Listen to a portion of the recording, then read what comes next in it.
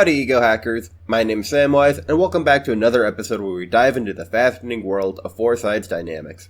Today, we're going to explore the cognitive transitions of the ISFP Druid. Before we dive into the cognitive transitions of the ISFP, let's understand what a cognitive transition is. Ever have those moments when you suddenly think, or act in a way that surprises even yourself? And you're like, man, where did that come from? Well, that's your cognitive transitioning at work. You are temporarily, as an ISFP, not acting as an ISFP. Okay, so great, I'm not being an ISFP for a moment. Then, what am I? Well, first, there's your ISFP ego, representing your default mental state. Then another side of the mind you can transition to is the ENTJ subconscious. It's a realm of aspirations and strengths once you rise to the challenge, but initially this is an area where you're kind of insecure on. No need to save face on that. Everyone has it, it is understandable. There is no shame in it. Next up is the ESFJ unconscious, a reservoir of wisdom waiting to be tapped. And lastly, we have the INTP superego, a zone filled with challenges, yet holding the key to love and compassion. Like an enlightened version, not like girlfriend love. Think of these four sides of mind as four individuals within your head. Each plays a crucial role in shaping your personality, with some taking the center stage more than others depending on your life experiences. Some ISFPs do a little better with their ENTJ subconscious, some ISFPs do a little better with their ISFP shadow.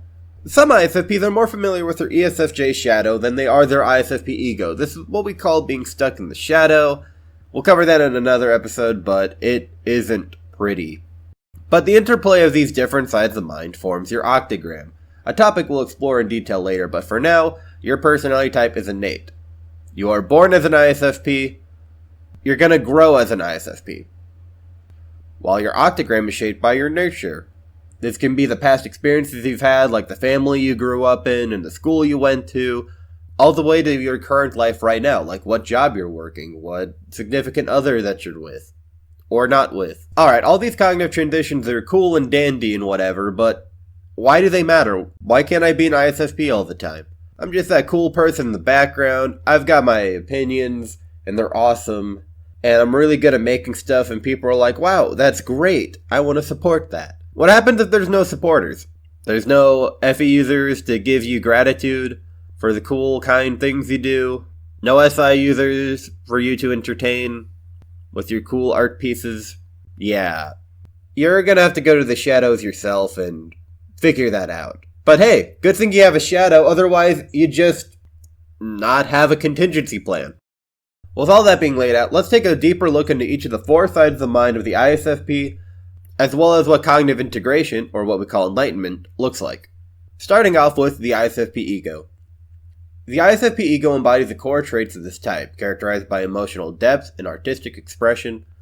ISFPs are driven by a desire to create incredible things in the world and experience the beauties in life. They possess a strong moral compass and value authenticity above all else. At the heart of the ISFP ego are two primary cognitive functions: introverted feeling as the hero function, and extrovert sensing as the parent function. FI enables ISFPs to navigate the world based on their morals and prioritize their values and their actions. SE empowers them to engage fully with their surroundings, appreciating the beauty and sensory experiences life has to offer, as well as making beautiful things for people to enjoy. Like, that rock looks like a person. And that's awesome! To achieve responsibility and maturity, ISFPs must prioritize the development of their SE parent. They can be so focused on what they want, which has the consequences of making people uncomfortable. They must be mindful of how their actions impact others' experiences. By honing their SE parent, ISFPs can become more attuned to the needs and boundaries of those around them, fostering healthier and more respectful interactions. This not only helps them grow as individuals, but also strengthens their relationships and contributes to their overall maturity. And guess what? Other people get loyal to you, and will do things you want. It's cool how that works. Up next, we're going to check out the ISFP subconscious. ISFPs are afraid of having a bad reputation.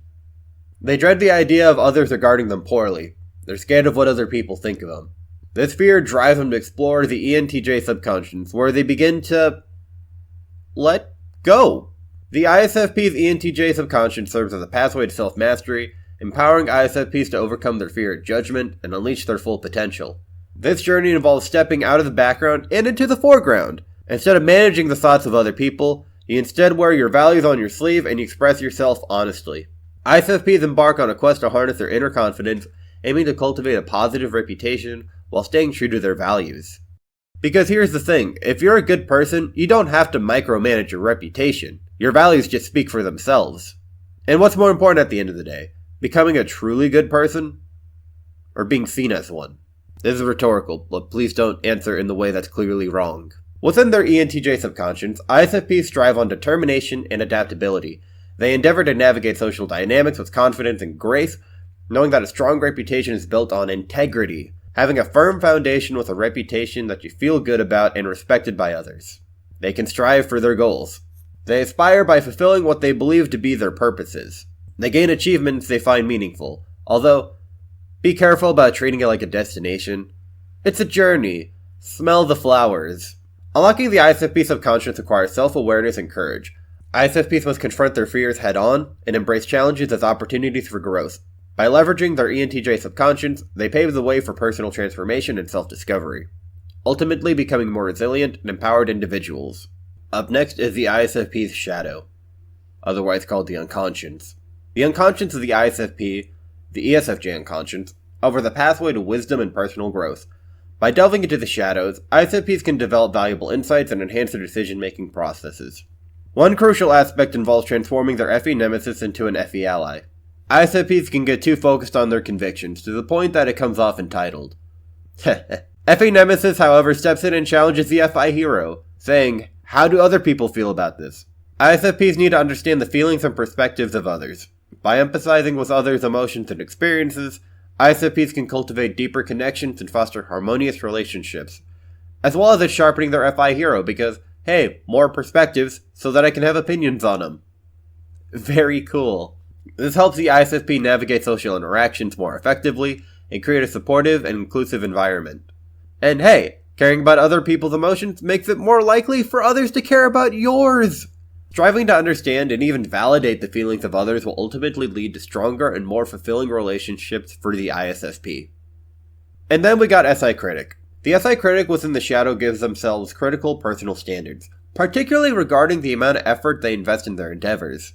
ISFPs tend to be highly self-critical, constantly evaluating their performance and worrying about whether they're putting in enough effort.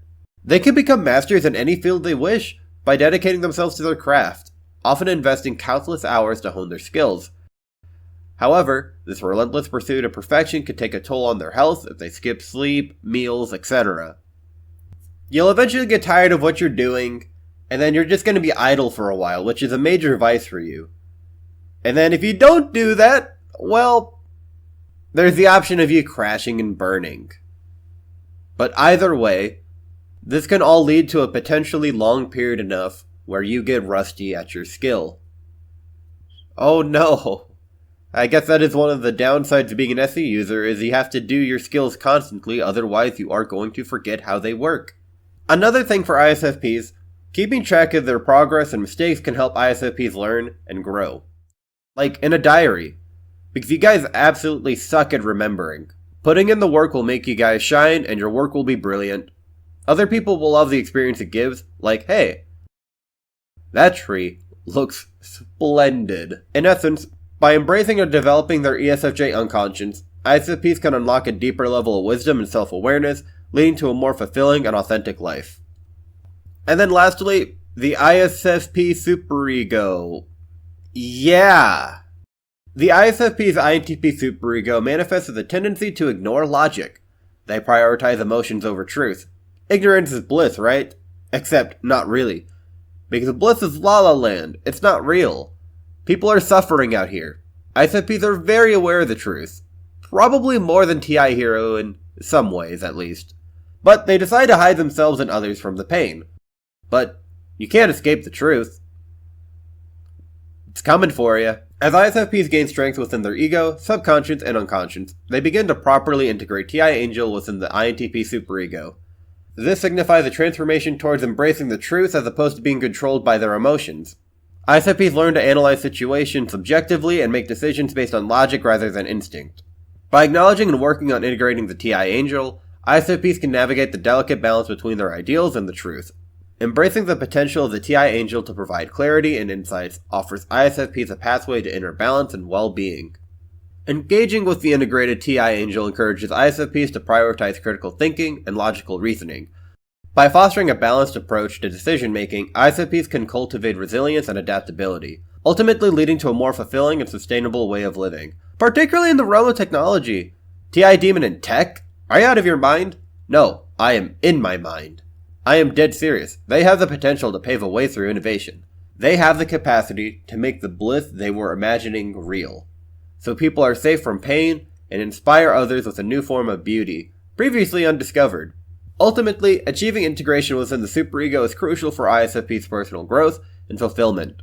Yes, the superego is a lifelong journey.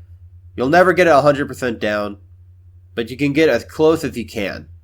It requires acknowledging their emotions while also embracing logic and reason as valuable tools for navigating the complexities of life. And those were all four sides of the mind of the ISFP. Now let's talk about cognitive integration. Integrating all sides of the mind empowers ISFPs in multiple ways. It enhances decision-making skills, fostering broader perspectives and deeper insights across various life domains. Moreover, it cultivates emotional resilience, enabling them to confront fears and navigate challenges with composure. This process also deepens self-awareness, leading to a more authentic and fulfilling life.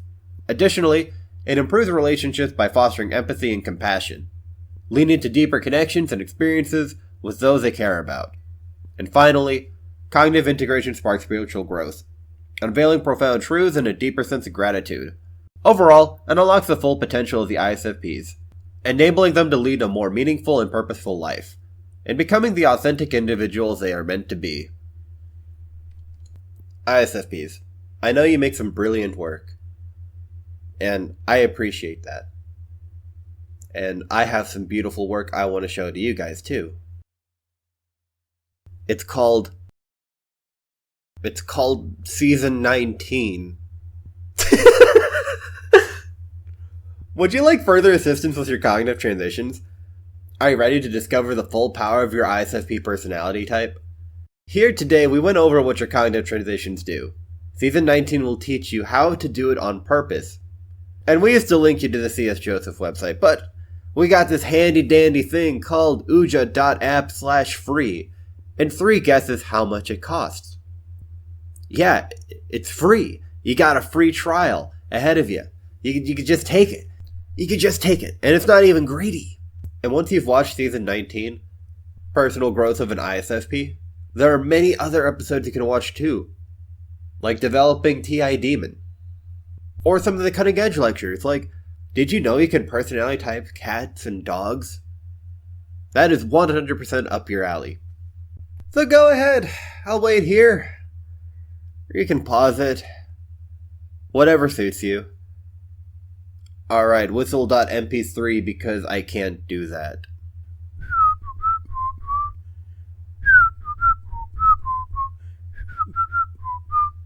Enjoy. Alright. Thank you guys for joining me on this experience, but unfortunately, I have to make like the ISFP tree and leaf.